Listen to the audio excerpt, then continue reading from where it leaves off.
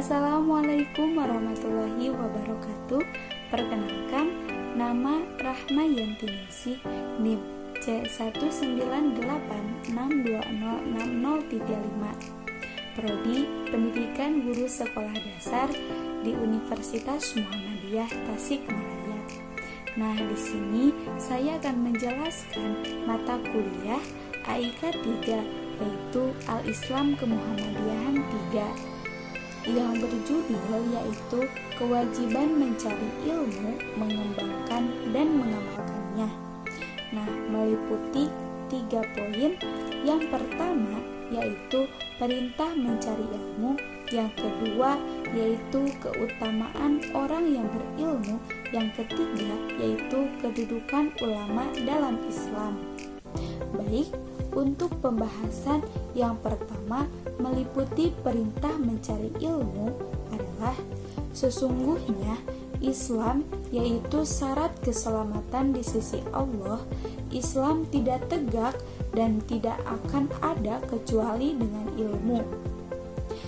Tidak ada cara dan jalan untuk mengenal Allah dan sampai kepadanya kecuali dengan ilmu.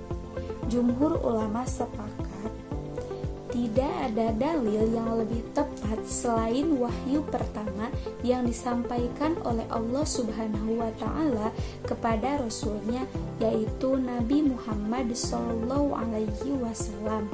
sebagaimana landasan utama perintah untuk menuntut ilmu dijelaskan pada sarana untuk mendapatkannya, disertai bagaimana nikmatnya memiliki ilmu.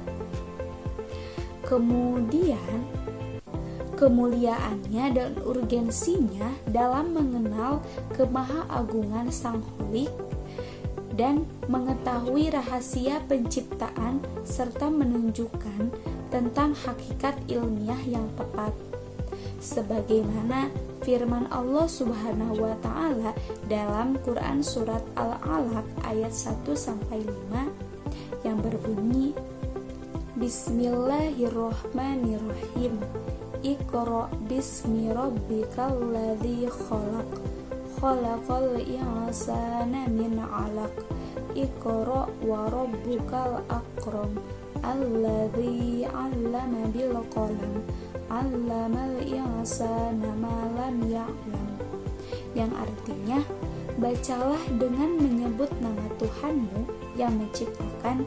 Dia telah menciptakan manusia dari segumpal darah. Bacalah, dan Tuhanmulah yang maha pemurah, yang mengajarkan manusia dengan perantara kalam, yaitu baca tulis. Dia mengajarkan kepada manusia apa yang tidak diketahuinya. Quran Surat Al-Alaq ayat 1-5.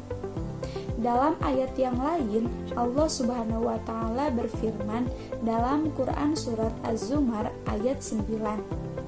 Nah, para musafir menyimpulkan firman Allah di atas bahwa yang pertama, tidaklah sama antara hamba Allah yang memahami ilmu agama Allah, yaitu yang menyadari dirinya, memahami tanda-tanda kekuasaan Allah, dan mentaati segala perintah Allah Subhanahu wa Ta'ala, dan larangannya, dengan orang-orang yang mendustakan nikmat-nikmat Allah, yang tidak mau mempelajari ilmu agama Allah. Yang kedua, hanya orang-orang yang berakal sehatlah yang dapat mengambil hikmah atau pelajaran dari tanda-tanda kekuasaan Allah Subhanahu wa Ta'ala. Baik, untuk memahami ilmu agama akan membuat seorang muslim baik dan benar dalam beribadah kepada Allah Subhanahu wa Ta'ala, jauh dari bid'ah atau hal-hal yang membatalkan ibadah kita, serta mampu membentengi diri dari akidah yang berbahaya. Untuk menuntut ilmu dalam Islam, hukumnya wajib atau fardu.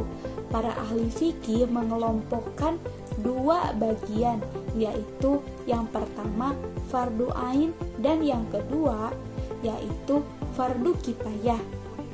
1. Fardu ain. adalah setiap ilmu yang dipelajari oleh setiap muslim tentang ilmu yang agama Islam, agar akidahnya selamat dengan yang disyariatkan oleh Allah Subhanahu wa taala. Nah, ibadahnya benar, muamalahnya lurus dan sesuai dengan ketentuan yang tertuang dalam Al-Quran dan sunnah nabinya yang sahih, yaitu ada dalam Al-Quran surat Muhammad ayat 19. Nah, yang kedua yaitu fardu kifayah, adalah ilmu yang memperdalam ilmu-ilmu syariat dengan mempelajari, menghafal, dan membahasnya. Contoh sistem pemerintahan, hukum, kedokteran, dan lain-lain. Tapi sebagian mereka ada yang mengerjakan, maka gugurlah kewajiban dari yang lainnya. Sedangkan jika tidak ada seorang pun yang mengerjakannya atau yang melakukannya, maka semua menanggung resikonya, yaitu ada dalam Al-Quran surat At-Taubah ayat 122. Apabila kita salah-salah memilih sumber ilmu, maka kelak ilmu itu yang dimiliki itu akan tersesat. Untuk pembahasan yang kedua yaitu keutamaan orang berilmu. Mencari ilmu merupakan kewajiban setiap manusia. Tanpa ilmu, kita tidak bisa menjalani hidup ini dengan baik. Ilmu menurut Imam Al-Ghazali dibagi menjadi dua bagian, yaitu ilmu yang bersifat syariat dan ada ilmu yang bersifat akal. Dari keduanya, ada yang berupa ilmiah teoritis dan ada yang ilmiah praktis ilmu syariat. Baik, ilmu syariat ini dibagi menjadi dua, yaitu ada ilmu usul atau pokok dan ada ilmu furu atau cabang. Hak hamba Allah terkait dengan tata pergaulan manusia yang terdiri dua aspek, yaitu aspek muamalah dan aspek muaqadah. Nah, ilmu memiliki banyak keutamaan, yaitu yang pertama, ilmu adalah amalan yang tidak terputus pahalanya. Yang kedua, ilmu adalah menjadi saksi terhadap kebenaran. Yang ketiga, Allah memerintahkan kepada nabinya, yaitu Nabi Muhammad SAW, untuk meminta ditambahkan ilmunya. Yang keempat, Allah mengangkat derajat orang yang berilmu. Yang kelima, orang yang berilmu adalah takut kepada Allah. Yang keenam, yaitu ilmu adalah anugerah Allah yang sangat besar. Yang ketujuh, yaitu ilmu adalah tanda kebaikan Allah kepada seseorang. Yang kedelapan ialah menuntut ilmu merupakan jalan menuju surga. Dan yang kesembilan yaitu diperbolehkannya hasad kepada ahli ilmu. Dan yang terakhir yaitu yang ke-10 adalah malaikat akan membentangkan sayap terhadap penuntut ilmu. Baik, untuk pembahasan yang ketiga yaitu kedudukan ulama dalam Islam. Tidak samar bagi setiap muslim akan kedudukan ulama dan tokoh agama, serta tingginya kedudukan, martabat, dan kehormatan mereka dalam hal kebaikan.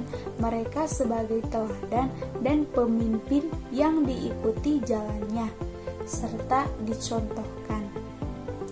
Perbuatan dan pemikiran mereka, para ulama bagaikan tentara penerang dalam kegelapan dan menara kebaikan, juga pemimpin yang membawa petunjuk dengan ilmunya.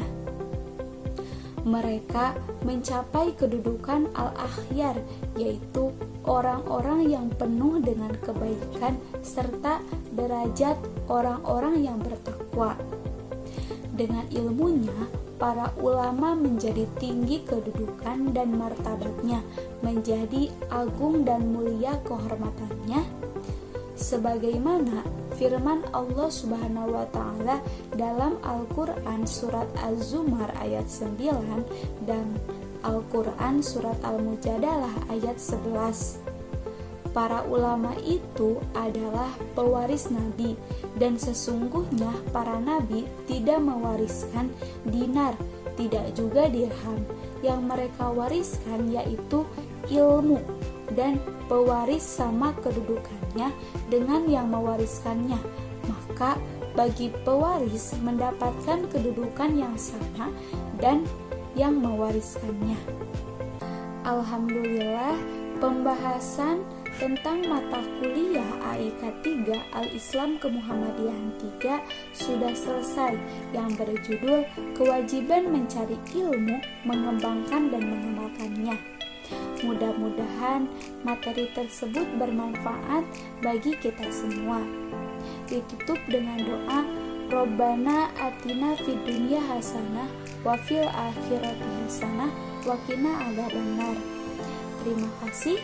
Wassalamualaikum warahmatullahi wabarakatuh.